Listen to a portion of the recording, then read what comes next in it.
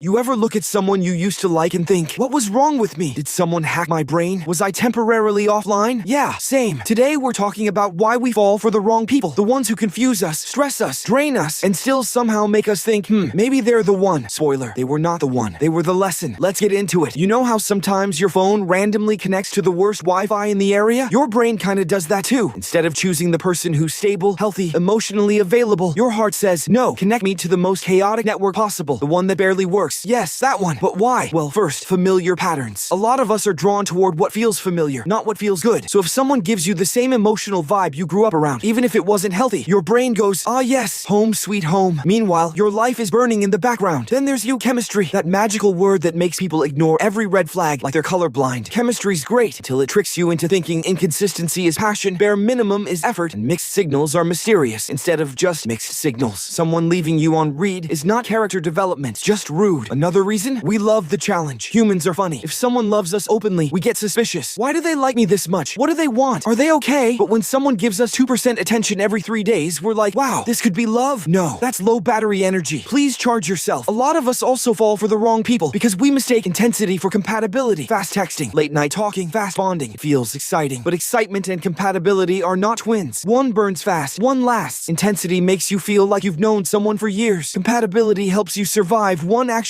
argument with them. And let's not forget, our imagination plays a major role. Sometimes we don't fall for the person. We fall for the idea of what we wish they could be, their potential. You're out here dating the future version of someone who may never exist. It's like buying a plant and falling in love with the imaginary flowers it might grow one day, even though it's currently dying in the corner. Another big reason, lack of self-awareness. We don't always choose what's good for us until we understand ourselves better. If you don't know your worth, you'll settle for people who don't know it either. If you don't know your boundaries, you'll attract people who love crossing them. If you don't know what you need, you'll accept whatever shows up first, even if it's wrong. And then there's the classic one, timing. Sometimes two good people meet at a bad time, and sometimes one good person meets a whole disaster. Guess which one hurts more? But here's the hopeful part. Falling for the wrong people isn't a failure, it's a filter. Every wrong one teaches you something your right one will thank you for later. They teach you what you don't want, what you won't accept, what you deserve, and what you absolutely shouldn't tolerate ever again. So the next time you catch yourself thinking about someone who was clearly not good for you, remind yourself, you didn't lose anything. You learned, you leveled up, you upgraded your emotional Wi-Fi settings, and now you're less likely to connect to the wrong network again. And that's why we fall for the wrong people. Not because we're dumb, not because we're broken, but because we're learning how to recognize the right ones. And trust me, the right ones don't confuse you. They choose you clearly, calmly, consistently. Until then, don't worry. The wrong people were just practice.